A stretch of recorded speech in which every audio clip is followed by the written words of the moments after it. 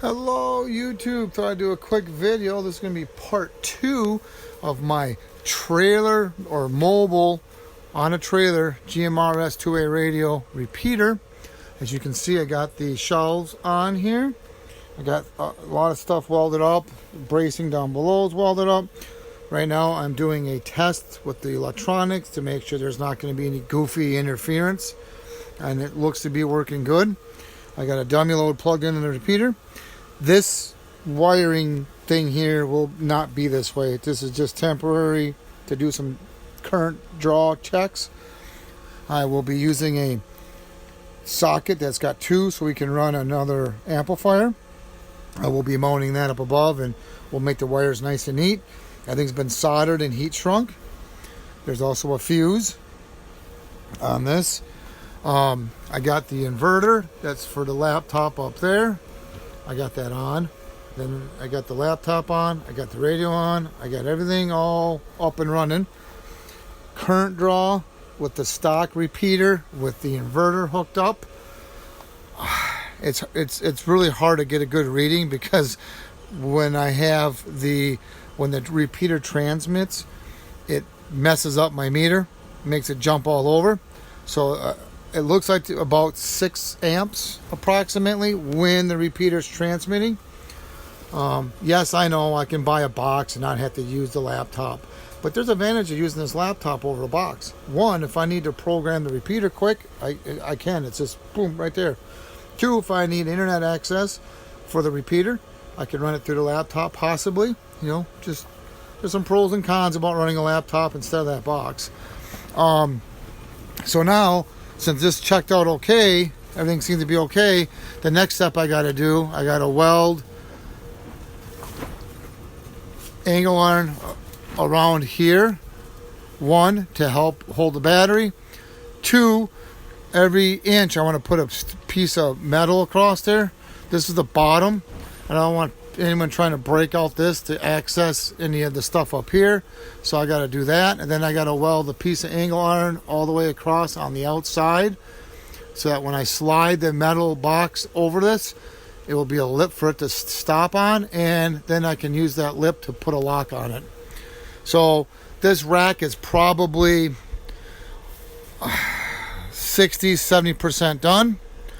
I do have to come up with a way of mounting this battery. I want to mount as much as I can because I don't want to get to a site and have to spend an hour dragging everything out and putting it all on the shelves. I want to pull up, take the top off, maybe put the laptop on the shelf, and then turn everything on, and that's it. So I want the battery to be mounted. I want the inverter to be mounted. I got the repeater already mounted. I'm going to mount this little holder for the two-way radio. So the only thing I really have to put in there is going to be the laptop and the radio. I don't really want to leave the laptop in the back of the trailer. It gets kind of bouncy. But I definitely want to mount that battery real good. And like I said, that inverter. But I still got space up here to do whatever I want. I still got space underneath the repeater, so I can put an amplifier down here.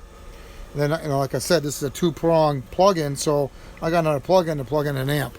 So that's kind of what we're doing. Everything seems to be working good. It's running off a battery right now as we speak. If I do a radio check, 1, 2, 3, 4. 1,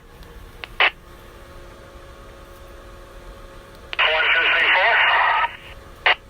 Doesn't seem to be any interference. Everything looking good. So the next step is to mount this cigarette lighter socket up above the battery.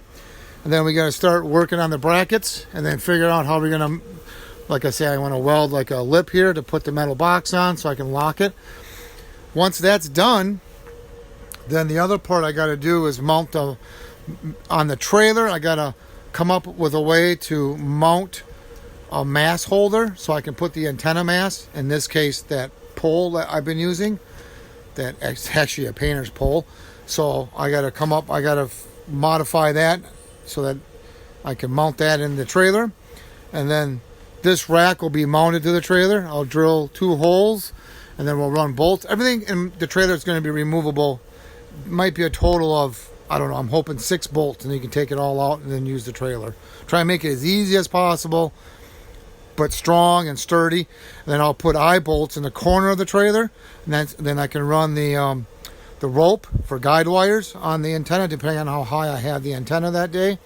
So a lot of little things we gotta do yet, but this is about 60%, maybe 70% done. So there you have it. Any questions or comments, please post down below.